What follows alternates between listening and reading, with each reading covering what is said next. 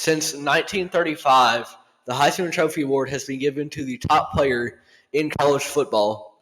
It is deemed the most prestigious award in all of college football every single year. But in spite of that, only a little over 15 players have gone on to win the Heisman and the national championship in the same year. And that lack of team success was really seen this year because whether it was the bowl game or being in the actual college football playoff, every single Heisman candidate this year is now done for the year, facing a loss. But why is this the case? Why are the best players in college football not consistently winning? Because this award's been going for almost 90 years by now, and only about 15 of them have won the national championship when they're supposed to be the best player in college football. What is the reason behind this? Welcome back to State of the Association. I'm your host, Nash Roberts, and this is why Heisman players don't always win on the biggest stage. Now, to really define both the concept and context of all of this, we need to take into account what the Heisman Award is. And it is the most prestigious individual award in all of college football. But that right there is where the line is drawn, individually. It's not given to the player with the best team success, and we even saw that, at least, based off team success in the regular season this year, because Dillon Gabriel was a Heisman finalist, but he ultimately did not win it despite Oregon going undefeated in the regular season, which we will talk about later.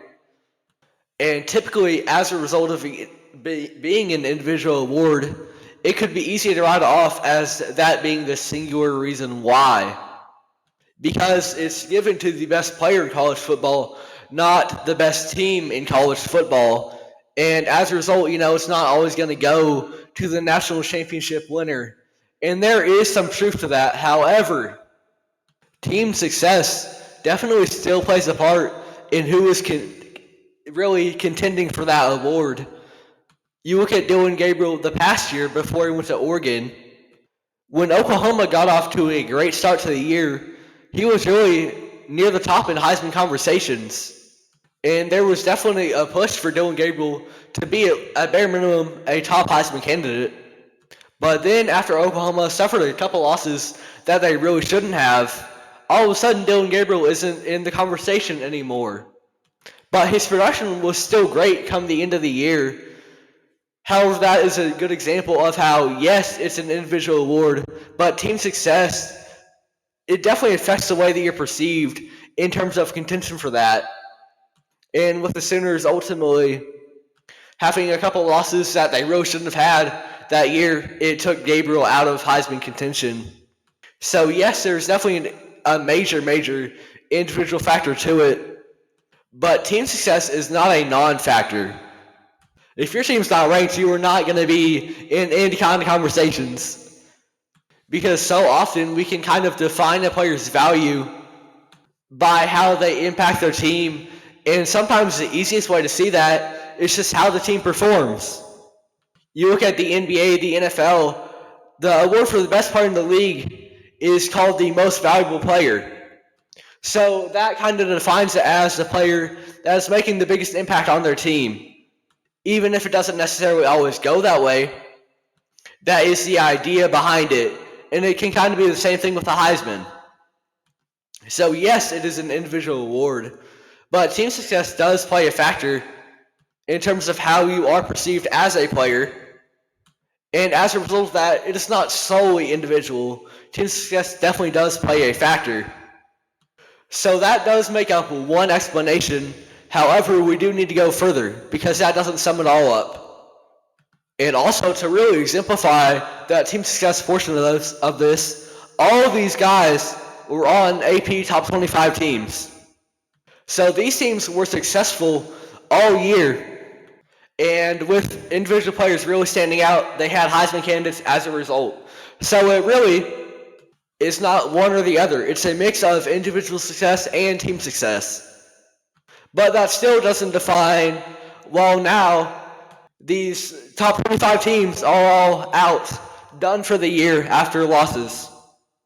And that is largely a result of over-reliance on these players and how, as great as they are still individuals, and they cannot make up your whole team. And if you rely on them too much, then your game plan can become too one-dimensional. And I think that is the real root cause here. You look at Boise State, their quarterback was solid.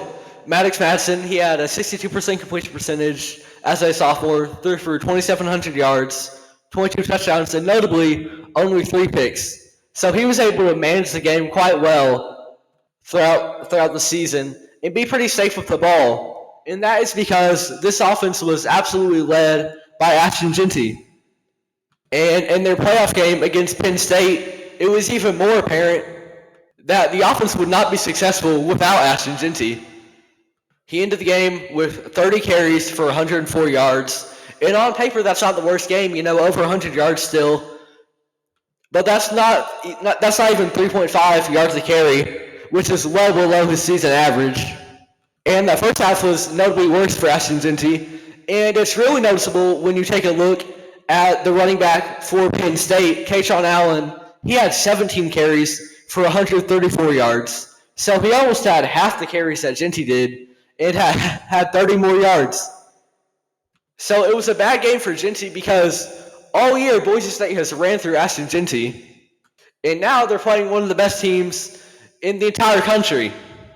And there's been plenty of time before the playoffs for this team in Penn State to go and prepare and watch film on Jeanty and really game plan around that, around stopping him first and foremost. And everything else comes second. And in theory for Penn State's defense, not only does everything else come second, but everything else is going to fall apart as a result of stopping Jeanty. And we can see that in the play of their quarterback. Now, as we mentioned earlier, he has only thrown 3 picks this entire regular season. But come this game against Penn State, he throws 3 interceptions, doubling his total on the year. And that is because this offense was over-reliant on Jeanty setting the tone. And all of a sudden, when you can't get a lot going in the run game, if you're going to want to make up any offense now, you're going to have to at least attempt to pass.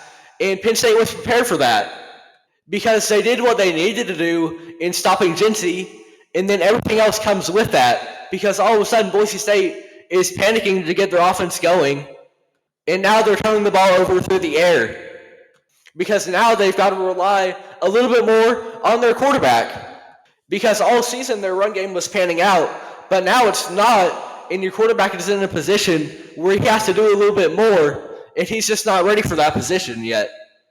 And because Penn State was able to stop the run game, they set the tone for the entirety of that defensive performance. And how when the run game falls apart for a team like Boise State, the passing game falls apart in line with that too. You can see another example of this on the biggest level of football in the world in the NFL with the Philadelphia Eagles, which are another great example of a team that has a good mix between that run game and pass game that can complement each other. Because obviously Boise State's bread and butter is that run game, no doubt, but that run game opens up the possibility of a safe offense, as seen by their QB only having 3 picks the entire regular season. The Eagles last year relied on Jalen Hurts a little bit more than they have this year, and also they started out the year 10-1, and then they went 1-6 the rest of the way, including a blowout in the playoffs. And that was because they relied on Jalen's arm a little bit too much, and he was really turnover prone during the final stretch of the year. But this year they go out and they get one of the best running backs in the entire league, and he runs for 2,000 yards. And guess what? Jalen Hurts has been a lot safer with the football because the defense has to respect both things. And as a result, Philadelphia looks like one of the best teams in the league. So in an ideal scenario, these two things complement each other. And when things are going well, that's great, as we saw in the regular season for Boise State. But when you come up against a team that has a great game plan to stop that run game, that shakes up the dynamic of the entirety of Boise State's offense. Because now, having a less respectable run game Also opens up less opportunities in the passing game as well, because as a run-first team, that opens up safe passing opportunities. But now when you can't get much going on the ground, you're going to have to air it out a little bit more. And sometimes when your quarterback has been more of a game manager, and he was a solid game manager at that, now he's going to have to make more risky throws to get this team back in it, and that just never happened. So because Penn State was able to manage that run game, it set the tone for the rest of that defensive performance. And therefore, Boise State's quarterback also having by far his worst game of the year. But it all starts at the over-reliance on Jeanty to really set the tone for the offense.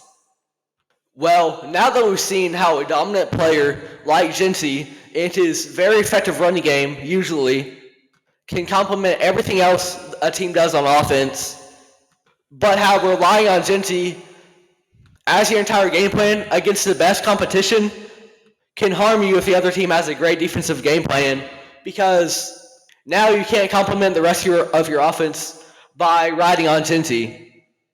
And therefore, now your offense shows to get started. Let's look on the other side of the coin there. What about a player who impacts the game at a high level on both offense and defense? And your actual Heisman winner this year in Travis Hunter of Colorado. So we figured out with Jeanty, if your offensive game plan is over-reliant on one player, if that player gets stopped, then the rest of your offense can kind of fall apart in line with that.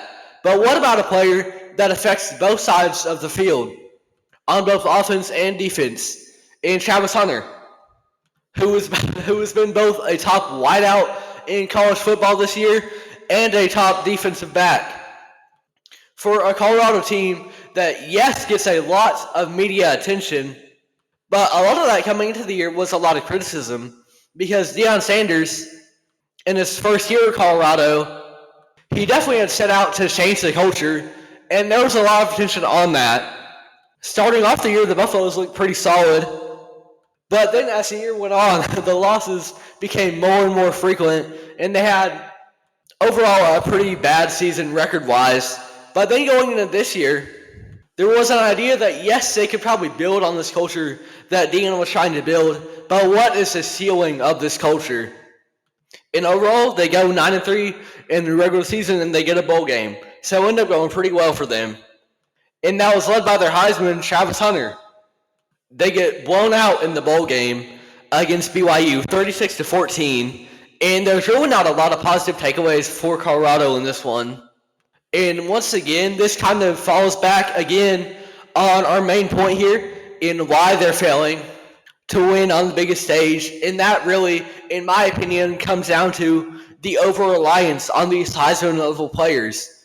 And it's the same case with Colorado, because as the opposite of what Boise State does, this is a very much pass-first team.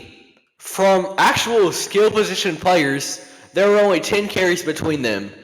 And 5 of those came from Michael Welch, and 3 of them from number 23. So you're not doing much to really get the run game going here. And you actually got 9 carries from Shedeur Sanders here, their quarterback, for negative 34 yards, and it amounted to having 0.1 rush yards per play. So that run game was not working whatsoever. And that is kind of to be expected, as this is a pass-first team. But then once again, it comes back to being a one-dimensional offense and relying on one thing too much. And as was the opposite with Boise State in their run game, this is the pass game for Colorado. And Travis Hunter statistically had a pretty solid game. 4 receptions, 106 yards, and a touchdown, averaging over 26 yards per reception. But in general, that pass game wasn't able to move the ball as much as he would like. Sanders did finish 16 for 23, and typically he does have a pretty good completion percentage. But sometimes that does come as a result of not being able to evade the pass rush as well as you might like. And there's some people of the opinion that he just holds on to the ball to save his completion percentage. I'm not necessarily one of those. But there's definitely some truth to his 9 carries for negative 34 yards. So with the ball in the QB's hands, even though his completion percentage is relatively good, you're moving the ball less efficiently than the 16 for 23 would actually tell you. And that also comes in line with his 2 interceptions to 2 touchdowns. And I don't think this one falls on Travis Hunter as much as it does really this whole Colorado offense. But then you've got the whole defensive side of the ball as well, where Travis Hunter actually led the team in total tackles with 4 of them. And so that is very good on paper to have your top wideout also be the defensive player that's racking up the most tackles. But at the same time, in a bowl game, it does kind of raise the question of the fatigue level of Hunter and if that's harming his effectiveness on the actual scoring end of things on the offensive side. Now, the biggest question mark for Hunter has been, at least as a draft prospect, can he really do the two-way thing in the NFL level? And the answer to that question is most likely no, because at the end of the day, you're playing against the best professional athletes in the world. And to give it your all as both a cornerback and a wide receiver, that would be extremely difficult and really unprecedented. And while college isn't the same level, not near the same playing field as the NFL in terms of the competition that you're playing, in a bowl game, you're likely going to be playing one of the better teams in college football, and BYU themselves are ranked number 17, and they had a really good year. So now maybe you're asking Travis Hunter to just do a little bit too much, and you're not maximizing what he could have done for you. Because ultimately, coming out of the first half, Colorado was in a 20-point hole. And so with only 2 quarters left, there's really not much of a choice to get the run game going, because that is going to take more time off the clock than you're going to need to actually be able to come back here. So they're going to have to pass quite a bit. And of course, in doing that, your top threat in the passing game is by far Travis Hunter. He's the Heisman winner. He won the award for best wide receiver in college football. But you've also got Hunter playing on the defensive side too. And at the end of the day, as much endurance as he has shown, football is a very hard-hitting game. And so now you're asking him to play both sides of the ball when you need to get the ball rolling on the offensive side, because you've done nothing to this point going into the half. And Hunter is going to be your top threat for doing so. But you've asked him to do so much on both ends. He's playing against a really good offense on the defensive side of the ball. And now you're asking him as well to be the answer to coming back in this game. As great as he is, that's not super sustainable as a game plan. And that was really evidenced here. So Hunter had a good game. Really, he did about all that you could ask him to do. But that's the problem here, is that you were asking him to do a little bit too much. Because no matter how talented he is on both sides of the field, when you need to come back like this, and he's playing snaps on both ends of the field here, especially being a wide receiver on offense, where you're going to have to beat guys just to get open, that's not always the best game plan. And once again, it comes down to the Overreliance. And ultimately, it didn't work out for Colorado. They get blown out by BYU. So, in conclusion, what is the primary reason why Heisman level players don't always win at the highest level on the big stage as much as you might expect them to? It's not just the fact that it's an individual award going to players that are on teams, because ultimately team success does factor into that. So while that is a portion of it, there is a bigger story to tell here. And that really comes with the over-reliance on those players, because that gave them the high statistics and the good numbers and really their ability to impact the game at a high level. But when another team comes in and they've got a great game plan for that, by relying too much on one player, when all of a sudden that doesn't work out, the rest of your team declines with it.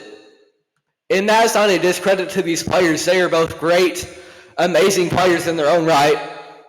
But there were moments, especially in these bowl games, where once they kind of got figured out or they were asked to do a little bit too much, more than anyone really could sustainably do, it led to losses in these bowl games. For Jeanty, all of a sudden, when that run game, Penn State had a good game plan for it. All of a sudden, when you stack the box for Ashton Jeanty, and all of a sudden he's getting not even 3.5 yards to carry, then you've got to go in the passing game a little bit and try to get some offense there, and the defense is ready for that now. So now the run game can't complement the passing game as well, and it makes both ends of that offense look worse off. And then for Colorado, Travis Hunter, you've got him playing both sides of the ball, which he does do very well at. But you have him do that as you try to make a comeback and get your offense going as he's your top wideout and your top defensive player. And we've seen it work out in the past, but overall it's not always a recipe for team success. Just over 15 players have done it, won the Natty and the Heisman in the same year. And we've been giving this award out for almost 90 years. So that's not a great ratio. And then we see the same precedent in the NBA and NFL, where so often a year a player wins the MVP, they typically don't win Super Bowl that year, and it comes down to the same thing. And it's not a bad thing. It's not a detriment to these individual players. That's just the nature of the team sport. It takes a group effort to get there and win at the highest level. And that's really the beauty of football and sports in general. Because if it was just the best player in the league always winning, there'd be no fun in that. There'd be no point in having 11 guys on the field for football at a given time or 5 for basketball when we could just run one-on-ones all day and that can decide the winner. So there's beauty in a team sport, but often that can come to the detriment of players who are exceptional nonetheless, but sometimes don't win on the biggest stage just because of how much they're asked to do. And that is all for today's episode of State of the Association. I'm your host, Nash Roberts. Thank you for listening. And if you enjoyed this, that would be great. Like, comment, do all that. That helps the algorithm. And if you like stuff like this, I do enjoy going deep in topics like I have done here. And if you found this enjoyable, there's always that subscribe button, and I'm not going to beg for that. But ultimately, that does help me out in my journey to really kind of trying to get into sports journalism. And it opens up a door for revenue to get stuff like a better microphone, a bigger budget, to, edit this stuff. Like, there weren't fancy edits here, it was just clips. And that's because I just don't have the storage space on my device to actually go deeper into stuff and make even better quality stuff. So if you enjoyed, doing all that stuff, like, comment, and especially subscribing, really opens up the door for even better things in the future. But regardless, I hope you enjoyed, first and foremost, and that's overall what's most important. Thank you for tuning in. This has been State of the Association. I'm your host, Nash Roberts.